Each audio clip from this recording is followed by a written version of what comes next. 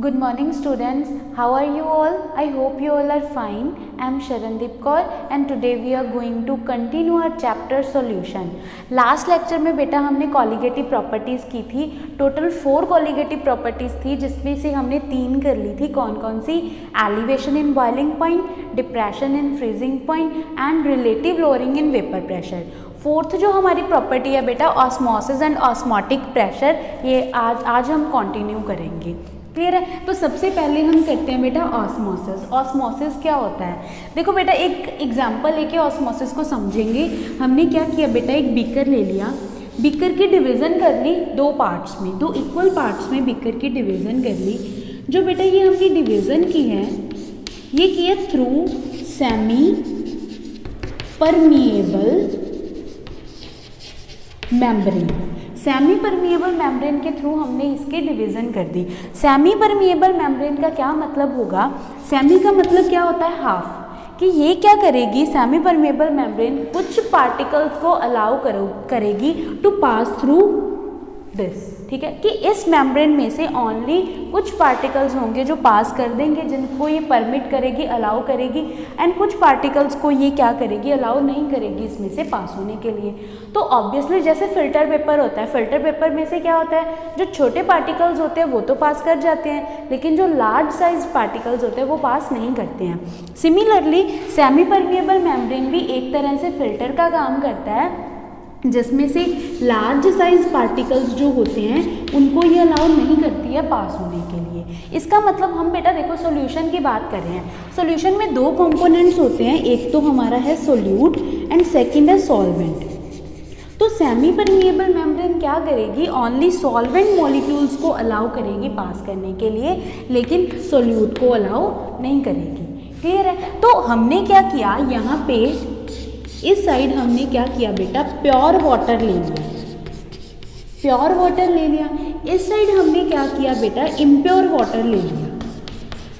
Impure water अगर हम ले रहे हैं तो इम्प्योरिटी कुछ भी हो सकती है. मान लो हमने इसमें ओनली सॉल्वेंट डाला, ये जो है हमारा प्योर वाटर, ये क्या है, ओनली सॉल्वेंट वाला केस, एंड यहाँ पे इम्प्योर वाटर डाला. इसका क्या मतलब है कि यहाँ पे हमने सॉल्यूशन लिया है, मतलब सॉल्वेंट के साथ साथ सोल्यूट भी प्रेजेंट है.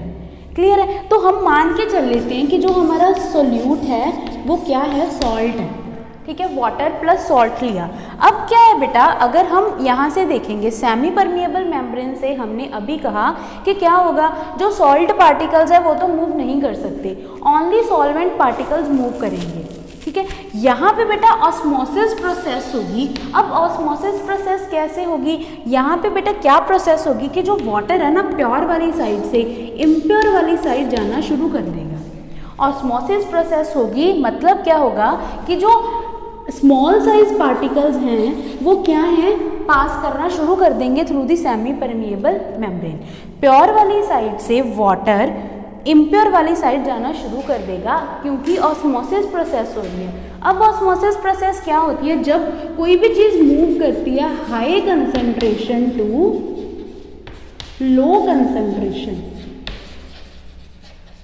High concentration to low concentration, जब कोई भी चीज़ मूव करती है उस प्रोसेस को हम ऑस्मोसिस बोलते हैं. देखो इस साइड क्या है, कंसंट्रेशन ज़्यादा, मतलब वाटर यहाँ पे ज़्यादा अमाउंट में प्रेजेंट है, यहाँ पे वाटर के साथ साथ सॉल्ट भी प्रेजेंट है, तो यहाँ पे वाटर की कंसंट्रेशन तो लो हुई ना, इसीलिए वाटर हाई कंसंट्रेशन से लो कंसंट्रेशन की तरफ मूव कर रहा है. ऑब्वियसली बेटा हमने ये बोला था कि सॉल्वेंट मॉलिक्यूल्स मूव करेंगे, तो यहाँ से भी इधर वाली साइड सॉल्वेंट मॉलिक्यूल मूव कर सकता है, क्योंकि इसको हमने ये तो नहीं बोला कि ओनली इस साइड से इस साइड जाना है, इसने छोटे साइज वाले पार्टिकल्स को पास करने देना है, तो छोटे साइज वाले पार्टिकल्स दोनों तरफ हैं. ठीक है, तो इसीलिए यहाँ से प्योर से इम्प्योर भी जाएगा, इम्प्योर से प्योर भी जाएगा, लेकिन जो नेट मूवमेंट होगी, मतलब जो ज़्यादा मूवमेंट है वो प्योर से इम्प्योर वाली साइड होगी, बिकॉज यहाँ पे वाटर ज़्यादा अमाउंट में प्रेजेंट है as compare to this side. ठीक है, तो इसी वजह से क्या हो रहा है, जो वाटर है वो प्योर से इम्प्योर वाली साइड जा रहा है. ऑब्वियसली अगर वाटर की नेट मूवमेंट प्योर से इम्प्योर वाली साइड ज़्यादा है तो इस साइड जो लेवल है वो इंक्रीज करना शुरू कर देगा. ठीक है, इस साइड लेवल हमारा इंक्रीज हो गया। अब क्या है बेटा, हम ये तो नहीं चाहते कि कोई भी चीज़ प्योर से इम्प्योर जाए, हम तो ये चाहते हैं कि इम्प्योर से प्योर जाए। ठीक है, यहाँ तक बेटा जो भी हमने प्रोसेस की ये ओनली ऑस्मोसिस की प्रोसेस है। क्लियर है। अब हमने करना है ऑस्मोटिक प्रेशर क्या होता है। जब हमारा लेवल यहाँ पे इंक्रीज कर गया, एक चीज़ और हुई, प्योर से इम्प्योर कोई चीज़ हो रही है। हम क्या चाहते हैं कि प्योर से इम्प्योर नहीं जाना चाहिए, इम्प्योर से कोई भी चीज़ प्योर होनी है, हमें तो प्योर चीज़ों से मतलब है। तो क्या करेंगे बेटा, यहाँ पे हम क्या करेंगे, पिस्टन से प्रेशर अप्लाई करेंगे। कुछ भी वेट लगा दिया, ठीक है, यहाँ पे हमने प्रेशर अप्लाई करना शुरू किया। जब हम प्रेशर अप्लाई करते हैं तो यहाँ पे ओनली मूव तो ओनली सॉल्वेंट मॉलिक्यूल्स नहीं करना है, सोल्यूट मॉलिक्यूल्स तो पास नहीं कर सकते, बिकॉज सेमी परमिएबल के जो पोर्स हैं वो बहुत ही ज़्यादा छोटे होते हैं, सोल्यूट तो पास कर ही नहीं सकता। अब देखो कि अगर हमने यहाँ पे प्रेशर अप्लाई किया तो इस साइड वाटर पे प्रेशर ज़्यादा लग रहा है। अगर वाटर पे प्रेशर लग रहा है तो वो क्या करेगा, सेमी परमिएबल मेम्ब्रेन से पास करना शुरू कर देगा। अब हमने क्या बोला था बेटा, जो लिक्विड्स होते हैं दैट आर इनकम्प्रेसिबल, लिक्विड को कंप्रेस इतना ज़्यादा नहीं किया जा सकता, लेकिन यहाँ पे अगर हम कंप्रेस कर रहे हैं तो यहाँ पे क्या है, इनके पास पोर्स हैं, इनके पास जगह है जिसमें से वाटर पास करके जा सकता है। इसीलिए यहाँ से फिर जो नेट मूवमेंट होगी ना बेटा वो चेंज हो जाएगी, वो इम्प्योर वाली साइड से प्योर वाली साइड ज़्यादा नेट मूवमेंट होने लग जाएगी। क्लियर हुआ? क्यों? बिकॉज हमने प्रेशर लगा दिया, प्रेशर लगाया, वाटर को कहीं जाने की जगह नहीं मिली यहाँ पे, है ना, तो वो क्या करेगा, पोर्स में से पास करके प्योर वाली साइड जाना शुरू कर देगा। इस प्रोसेस को हम क्या बोलेंगे, रिवर्स ऑस्मोसिस, रिवर्स ऑस्मोसिस। अब क्या है बेटा, जो ऑस्मोसिस की प्रोसेस है वो रिवर्स हो रही है। क्या था, पहले high concentration to low concentration जा रहा था, अब क्या है, लो कंसंट्रेशन से हाई कंसंट्रेशन जा रहा है। इसका क्या मतलब है कि हमारी जो ऑस्मोसिस की प्रोसेस थी वो क्या हो गई, उल्टी। अब रिवर्स ऑस्मोसिस को हम एब्रीविएट कर सकते हैं कैसे, RO से।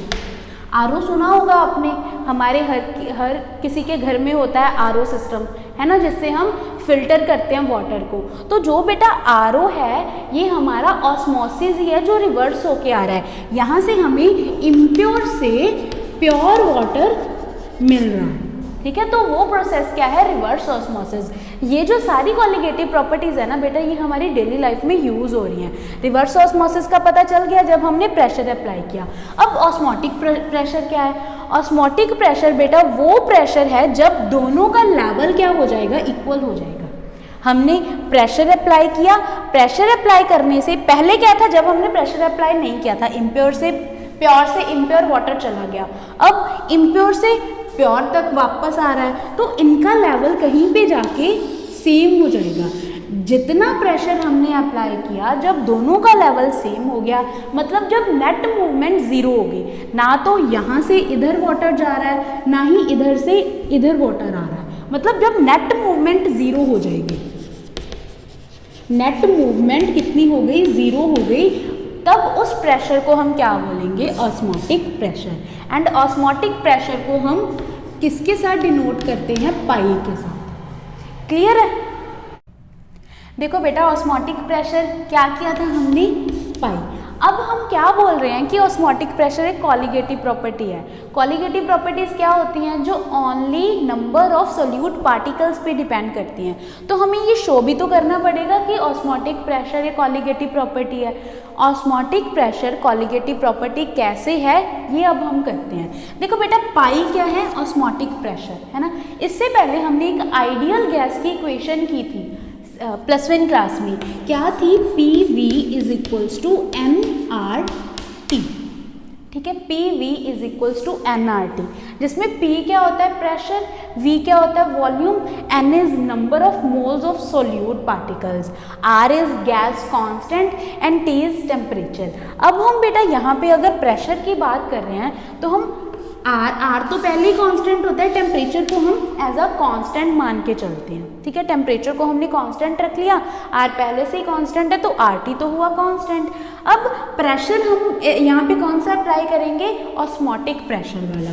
तो ये इक्वेशन क्या बन जाएगी, पाई V = nRT, ठीक है, v को हम नीचे लेके आते हैं, pi is equals to n upon V R T.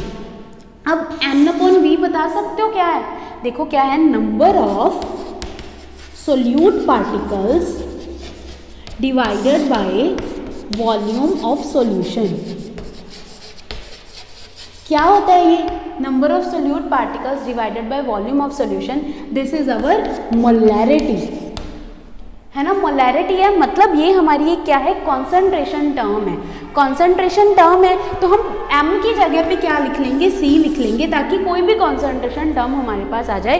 m भी लिख सकते हो, मोलैरिटी भी लिख सकते हो, कॉन्सेंट्रेशन के लिए c भी लिख सकते हो। तो इसके लिए क्या आएगा, pi is equals to CRT, ये हमारा क्या आ गया, एक फॉर्मूला आ गया ऑस्मोटिक प्रेशर का। अब हम ऊपर वाले फॉर्मूले पे चलते हैं, यहाँ पे देखो वॉल्यूम है, वॉल्यूम इंक्रीज करेगा डिक्रीज करेगा, इससे ज़्यादा फर्क नहीं पड़ेगा। अब देखो ये डायरेक्टली प्रोपोर्शनल किसके आ रहा है, नंबर ऑफ सोल्यूट पार्टिकल्स के, pi is directly proportional to n, n क्या है, नंबर ऑफ सोल्यूट पार्टिकल्स। तो इसका क्या मतलब हुआ, यहाँ से हमें क्या शो हो रहा है कि पाई क्या है, कॉलिगेटिव प्रॉपर्टी है, because pi only depends upon the number of solute particles, बाकी सारी चीज़ें क्या है हमारे पास कांस्टेंट है।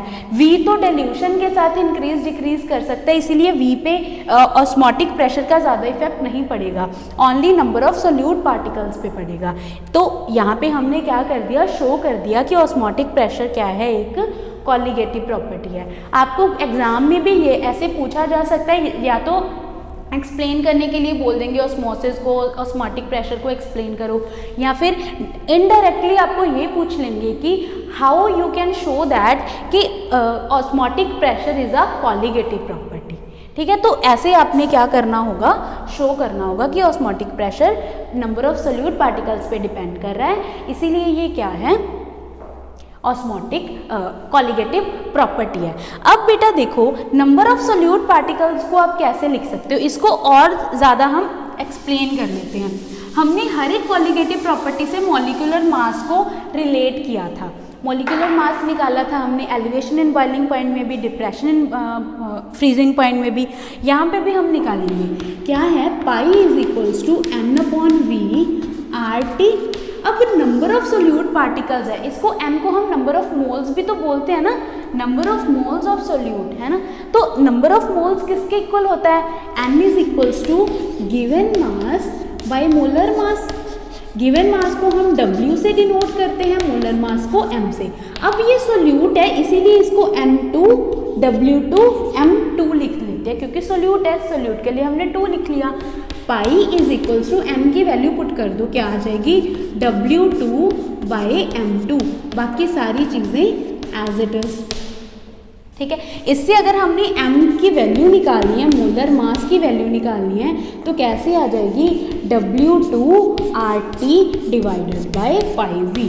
मतलब इस कॉलिगेटिव प्रॉपर्टी से हम क्या कर सकते हैं, मॉलिक्यूलर मास या मोलर मास निकाल सकते हैं किसी भी सॉल्यूट का। क्लियर है, तो इस तरह से हम ये भी मास भी इससे निकाल सकते हैं। क्लियर है, अब ये था हमारा सारा ऑस्मोटिक प्रेशर। अब हम ये देखते हैं कि ऑस्मोटिक प्रेशर का डेली लाइफ में क्या यूज़ होता है।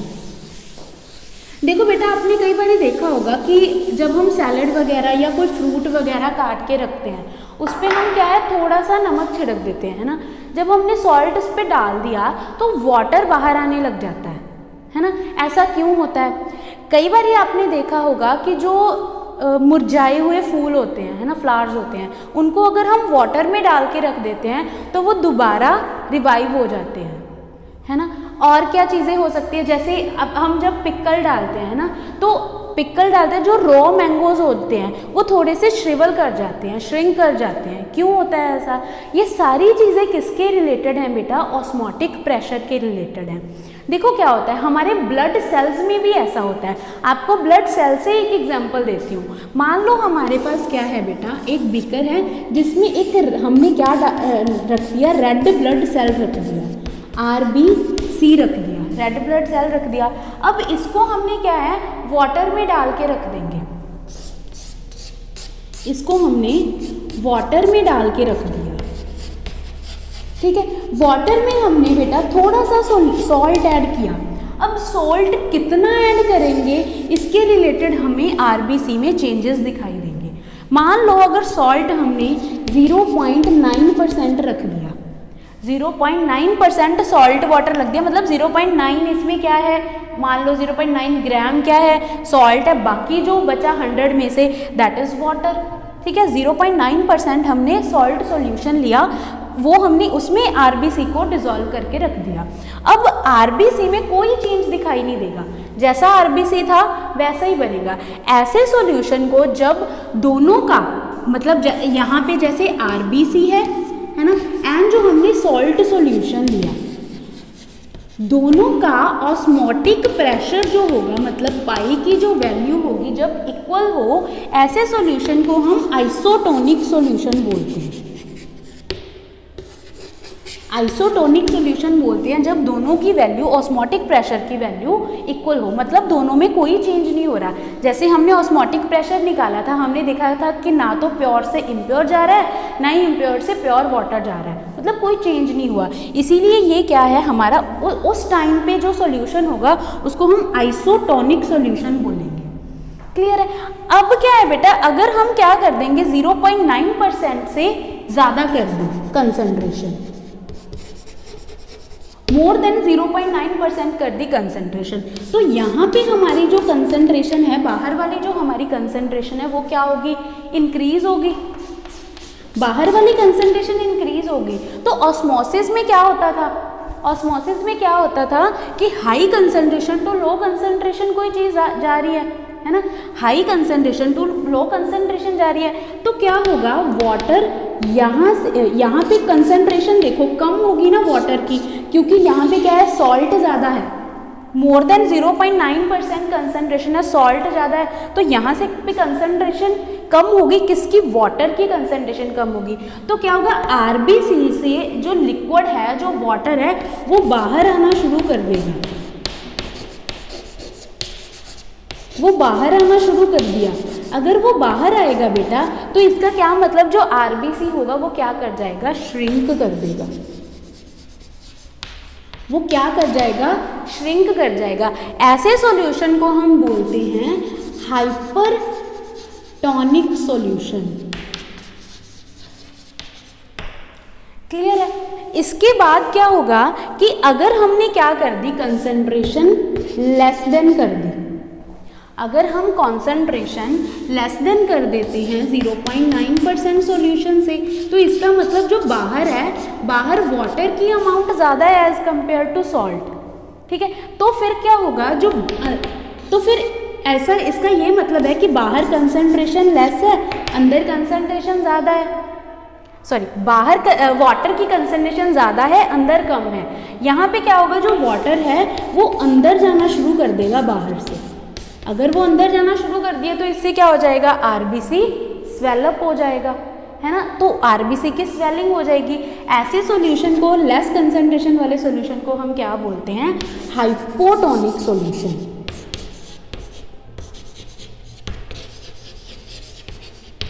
क्लियर है बच्चों। जब तो दोनों की सेम हुई, कोई चेंज नहीं दिखाई दिया, देन आइसोटोनिक। अगर श्रिंक हो जाता है आरबीसी, ठीक है, मतलब क्या हो जाता है कि अंदर से बाहर आ गया वाटर, ठीक है, तब क्या होगा, हाइपरटोनिक सॉल्यूशन। जब बाहर से अंदर चला जाता है, मतलब स्वेलिंग हो जाती है आरबीसी की, ऐसे सॉल्यूशन को हम क्या बोलेंगे, हाइपोटोनिक सॉल्यूशन। क्लियर है। हाँ जी बेटा, नेक्स्ट हमारा जो टॉपिक है that is ideal and non ideal solution. हमने बेटा लास्ट लेक्चर में रॉल्ट्स लॉ किया था। जो रॉल्ट्स लॉ है ना बेटा, उसी के रिगार्डिंग ये हमारा टॉपिक है, ideal and non ideal solution.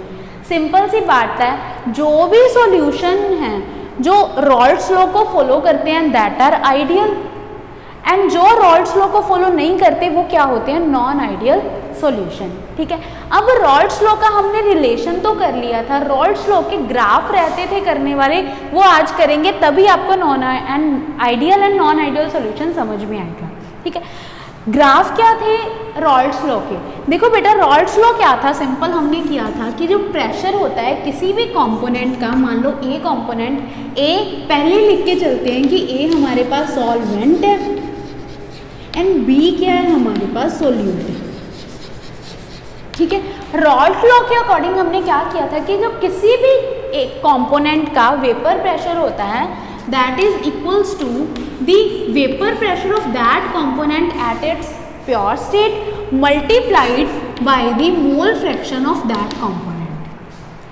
Next component अगर हम बी कंपोनेंट लें तो vapour pressure of B component is equals to vapour pressure of that component at its pure state multiplied by the mole fraction of that component, है ना। यही था हमारा Raoult law. अब देखो बेटा, रॉल्ट लॉ हमने ये किया, उसके बाद हमने टोटल वेपर प्रेशर भी किया था। वो किसके इक्वल आया था, P A plus P B के। इन तीनों को लेके हम ग्राफ प्लॉट करेंगे। ठीक है, पहले हम रॉल्ट्स लॉ के लिए ग्राफ प्लॉट करेंगे, फिर हम ideal and non ideal solution देखेंगे कि क्या होते हैं। देखो बेटा, ग्राफ कैसे प्लॉट करेंगे हमने क्या लिया बेटा, ये हमारी है एक्स एक्सिस, है ना, ये हमारी है वाई एक्सिस। हम पहले क्या करते थे, एक वाई एक्सिस ले ली, एक्स एक्सिस ले ली, लेकिन यहाँ पे बेटा हमें दो वाई एक्सिस की ज़रूरत है। क्यों? क्योंकि हमने यहाँ पे दो कंपोनेंट्स के बारे में बात करनी है, ए एंड बी के बारे में। ठीक है, तो हम यहाँ पे क्या लेके चलते हैं बेटा, यहाँ पे हम लेके चलते हैं कि X A is equals to 0 है एंड यहाँ पे X A is equals to 1 है। बेटा कोई भी फ्रैक्शन होती है, आपने मैथ्स में पढ़ा होगा, any fraction is not more than 1। 1 से ज़्यादा फ्रैक्शन कभी भी नहीं होती है, हमेशा हम 1 बाय 1 ले सकते हैं मैक्सिमम जो फ्रैक्शन होगी, एंड 1 से हमेशा कम ही होती है, 0 से 1 से लेके फ्रैक्शन चलती है। तो ये हमारी मोल फ्रैक्शन है, सबसे कम वैल्यू इसकी 0, सबसे ज़्यादा वैल्यू इसकी आएगी 1।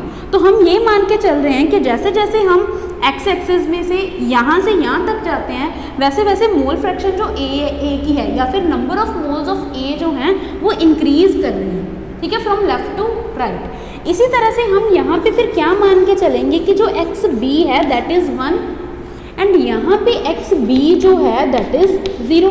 मतलब यहाँ पे इंक्रीज कैसे कर रही है बी की जो मोल नंबर ऑफ मोल्स हैं वो राइट से लेके लेफ्ट तक इंक्रीज कर रही है। क्लियर है? अब देखो यहाँ पे हमारे पास ए की वैल्यू 1 है ना, मतलब ज़्यादा है, तो यहाँ पे हम क्या लेंगे, पार्शियल वेपर प्रेशर लेंगे ए का। यहाँ पे प्योर स्टेट में है, देखो यहाँ पे ओनली ए प्रेजेंट है, बी तो है ही नहीं। इसका मतलब ये जो स्टेट शो कर रहा है, ये क्या शो कर रहा है कि हमारे पास ए की वैल्यू, यहाँ पे ए ओनली ए प्रेजेंट है, मतलब प्योर स्टेट में है। तो यहाँ पे हम वेपर प्रेशर की वैल्यू क्या ले लेंगे, पी ए नॉट। यहाँ पे हम क्या शो कर रहे हैं, मोल फ्रैक्शन, है ना। यहाँ पे हम क्या शो कर रहे हैं बेटा, वेपर प्रेशर की वैल्यू। तो ये हमारे पास पी ए नॉट है। यहाँ पे हमारे पास देखो ए तो है ही नहीं, ओनली बी प्रेजेंट है, तो इसका मतलब बी यहाँ पे प्योर स्टेट में हुआ। तो यहाँ पे हम बी की वैल्यू ले लेंगे पी बी नॉट। अब ए एंड बी के लेवल का ध्यान रखना है। जब हमने रॉल्ट्स लॉ लिया था, आपको याद होगा मैंने ये चीज़ लेके चली थी कि पी ए नॉट की वैल्यू पी बी नॉट से ज़्यादा है, कोई इशू नहीं है, पी बी नॉट की वैल्यू भी ज़्यादा हो सकती है पी ए नॉट से। हमने उस टाइम पे भी ऐसा लिया था, तो इसीलिए मैं इसके अकॉर्डिंग ही आपको ग्राफ समझा रही हूँ। ठीक है, तो इसका मतलब पी बी नॉट की जो वैल्यू है वो कम है पी ए नॉट से, इसीलिए हमने उसका लेवल भी क्या रखा है, कम रखा है। क्लियर है? अब हम बेटा क्या करेंगे, ये देखो यहाँ पे जो पी बी नॉट की वैल्यू है 0 से लेके यहाँ तक 1 तक इंक्रीज कर रही है, इसीलिए यहाँ पे हम इसका प्लॉट ड्रॉ कर देंगे, कर्व ड्रॉ कर देंगे जो बिल्कुल स्ट्रेट लाइन होगी। ठीक है, क्योंकि बेटा ये हमारी इक्वेशन कैसे जा रही है, y is equals to M X, है ना। y is equals to M X किसकी इक्वेशन होती है, स्ट्रेट लाइन ग्राफ की, इसलिए हमने यहाँ पे स्ट्रेट लाइन ड्रॉ की है। उसी तरह से a की वैल्यू 0 से 1 तक जा रही है, तो हम यहाँ पे एक स्ट्रेट लाइन ड्रॉ कर देंगे। ठीक है, क्योंकि ये भी तो हमारी वही है y is equals to M X वाला केस, स्ट्रेट लाइन। अब बेटा देखो क्या है, जो हमारी थर्ड है, ये लाइन क्या शो कर रही है बेटा, ये पी ए का ग्राफ शो कर रही है। ये वाली लाइन जो है हमारी वो पी बी का ग्राफ शो कर रही है। एंड जब हम P B nought and P A nought दोनों को मिला देंगे, ये वाला जो ग्राफ है, ये वाली जो स्ट्रेट लाइन है वो शो कर रही है पी की वैल्यू। PA प्लस PB, मतलब रिजल्टेंट शो कर रही है vapour pressure of A and vapour pressure of B का। ये बेटा है हमारा रॉल्ट्स लॉ का ग्राफ, ठीक है। अब ideal and non ideal solution क्या होते हैं? आइडियल सॉल्यूशन हमने ये बोला कि जो रॉल्ट्स लॉ को फॉलो करते हैं दैट आर आइडियल सॉल्यूशन। इसका मतलब जो सॉल्यूशन रॉल्ट्स लॉ के इस ग्राफ को फॉलो करते हैं, बिल्कुल सेम एग्जैक्ट ऐसा ही ग्राफ बनाते हैं जो सॉल्यूशन, उनको हम आइडियल सॉल्यूशन बनाते हैं। एंड अगर इस ग्राफ में थोड़ी बहुत डेविएशंस आ जाती हैं, मतलब बिल्कुल परफेक्ट स्ट्रेट लाइन नहीं बनता, थोड़ी बहुत डेविएशंस आ जाती हैं, उसको हम बोलते हैं नॉन आइडियल सॉल्यूशन। क्लियर हुआ? अब नॉन आइडियल सॉल्यूशन देखते हैं। नॉन आइडियल सॉल्यूशन में बेटा क्या होगा कि देखो ये हमारा क्या है, रॉल्ट्स लॉ का ग्राफ। अगर इसमें डेविएशन आ रही है, डेविएशन किस तरह से आ रही है, अगर इसका जो ग्राफ है थोड़ा सा अबव बन रहा है,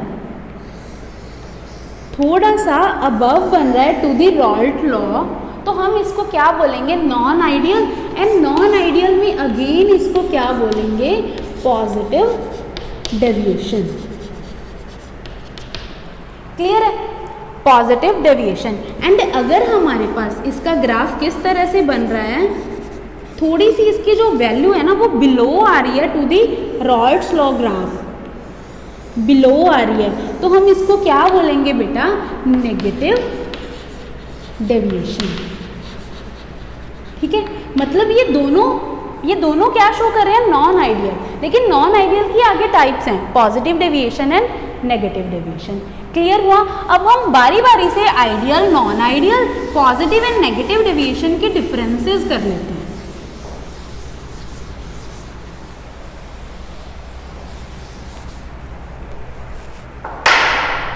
देखो बेटा, पहले हम आइडियल की बात करेंगे, फिर नॉन आइडियल की। नॉन आइडियल में भी हम पहले ही लेके चलेंगे पॉजिटिव एंड नेगेटिव के केस को।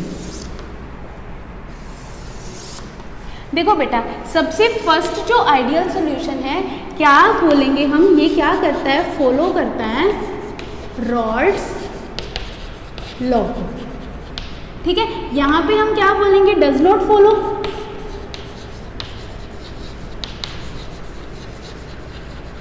यहाँ पे भी सेम ही रहेगा, डज नॉट फॉलो, ये रॉल्ट्स लॉ को फॉलो नहीं करता है, रॉल्ट्स लॉ में कुछ डेविएशन शो करता है। सेकेंड चीज़ क्या करेंगे बेटा, यहाँ पे हमारी क्या आएगी, vapour pressure theoretical is equals to vapour pressure observed, क्या आएगा, इक्वल आएगा। क्या मतलब है कि जो थ्योरेटिकल हम रॉल्ट्स लॉ की कैलकुलेटेड वैल्यू है वो निकालते हैं, वो किसके इक्वल आएगी, जो वैल्यू हमने एक्सपेरिमेंटली ऑब्जर्व किया। एक तो हमने रॉल्ट्स लॉ को कैलकुलेट किया इक्वेशन में वैल्यूज पुट करके, सेकेंड चीज़ हमने एक्सपेरिमेंट के थ्रू वैल्यू को निकाला। ठीक है, तो दोनों की वैल्यूज होंगी वो क्या आएंगी, इक्वल आएंगी। लेकिन नॉन आइडियल के केस में वैल्यू इक्वल नहीं आएगी। वैल्यू अगर नॉट इक्वल्स टू 0 है तो एक के केस में वैल्यू ज़्यादा आएगी, एक के केस में वैल्यू कम आएगी। ठीक है, अगर क्या हो रहा है बेटा, थ्योरेटिकल वैल्यू ज़्यादा आ रही है, इसका मतलब वो पॉजिटिव डेविएशन शो कर रहा है। अगर थ्योरेटिकल वैल्यू कम आ रही है, इसका मतलब वो नेगेटिव डेविएशन शो कर रहा है। मतलब थ्योरेटिकल वैल्यू क्या, कि रॉल्ट्स लॉ के ग्राफ के अगर ऊपर जा रही है वैल्यू, थ्योरेटिकल वैल्यू हमारी तो पॉजिटिव है, अगर ग्राफ के नीचे आ रही है तो क्या है, नेगेटिव डेविएशन शो करेगा। ठीक है, जो हमारा थर्ड डिफरेंस होगा उसमें हम क्या करेंगे, ग्राफ प्लॉट करेंगे, जो मैंने अभी आपको प्लॉट करके दिखाया था। तीनों के लिए हम क्या कर देंगे, ग्राफ प्लॉट कर देंगे। क्लियर है? फोर्थ हमारा डिफरेंस क्या होगा बेटा, जो डेल्टा वी की वैल्यू है वो क्या आएगी, 0 आएगी।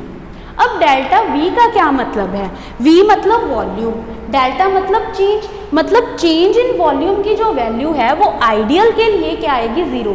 मतलब मान लो हमने 5 ml में 10 ml मिक्स कर दिया, ये हमारा सॉल्वेंट है एंड ये हमारा सोल्यूट है। दोनों को मिक्स करने के बाद जो सॉल्यूशन आया उसकी वैल्यू कितनी आई, 15 ml। ठीक है, ये हमारा आइडियल सॉल्यूशन होगा। मतलब जब हमने मिक्स कर दिया, पहले भी वैल्यू 15 थी, मिक्स करने के बाद जो सॉल्यूशन बना उसकी वैल्यू भी 15 है। ठीक है। तो डेल्टा वी मतलब चेंज नहीं आया वॉल्यूम में, पहले जितना था अब भी उतना ही है, ठीक है। लेकिन अगर क्या हो 5 ml हमने सोल्यूट डाला, 10 ml हमने सॉल्वेंट डाला, अगर इसकी वैल्यू जो सॉल्यूशन बना उसकी वैल्यू 15 ml ना हो, मतलब या तो क्या हो जाए वैल्यू कम हो जाए 15 से मिक्स करने के बाद, ऐसा तभी हो सकता है जब वो थोड़ा बहुत एक दूसरे से रिएक्ट कर जाएंगे, ठीक है। हमने रिएक्ट नहीं करवाना है, अगर रिएक्ट कर जाएंगे तो वो नॉन आइडियल सॉल्यूशन होगा, ठीक है। अगर not equals to 15 ml value आ रही है देन वो क्या होगा, नॉन आइडियल सॉल्यूशन। क्लियर है। तो इसके लिए हमारे पास पॉजिटिव डेविएशन के लिए डेल्टा वी की वैल्यू ग्रेटर देन 0 होगी, मतलब वॉल्यूम इंक्रीज कर जाएगा, एंड यहाँ पे डेल्टा वी की वैल्यू लेस देन 0 आएगी, मतलब वॉल्यूम क्या कर गया, डिक्रीज कर गया। नेक्स्ट बेटा हमारे पास क्या है, फिफ्थ पॉइंट में हम बात करते हैं डेल्टा एच की। यहाँ पे डेल्टा एच की वैल्यू 0 आएगी। अब डेल्टा एच क्या है, डेल्टा एच है चेंज इन एंथैल्पी, मतलब उसकी एनर्जी में क्या चेंज आ रहा है, एनर्जी बिल्कुल सेम होगी, ठीक है। लेकिन यहाँ पे डेल्टा एच की वैल्यू ग्रेटर देन 0 आ जाएगी, एंड यहाँ पे डेल्टा एच की वैल्यू लेस देन 0 आ जाएगी। यहाँ पे बेटा कई बार ना बुक्स में मिक्सिंग लिखा होता है, delta H and delta we mixing, आप मिक्सिंग भी लिख सकते हो, तो कंफ्यूज मत होना कि मिक्सिंग का क्या मतलब है। मिक्सिंग का मतलब यही है कि जब हम सोल्यूशन बना रहे हैं, मिक्सचर बना रहे हैं, तब क्या होगा। क्लियर है। तो ये आ गई डेल्टा एच की वैल्यू। अब बेटा सिक्स्थ जो हमारा लास्ट पॉइंट है वो है इंटरेक्शन का पॉइंट। मान लो हम क्या कर रहे हैं बेटा, ए प्लस बी से 2AB बना रहे हैं। ये हमारा मान लो सोल्यूट है, ये हमारा सॉल्वेंट है, या उल्टा ले लो, इसको सॉल्वेंट ले लो, इसको सोल्यूट ले लो, जैसे भी ले लो। जब हमने सॉल्वेंट में सोल्यूट को मिक्स किया, दोनों में इंटरेक्शन होंगी, AB बनेगा। जब A की इंटरेक्शन, B की इंटरेक्शन सेम होंगी AB की इंटरेक्शन के जैसे, मतलब ज़्यादा फर्क नहीं होगा इन तीनों की इंटरेक्शन में, तब वो क्या होगा, आइडियल सॉल्यूशन होगा, ठीक है। मतलब इंटरेक्शन जो होती हैं,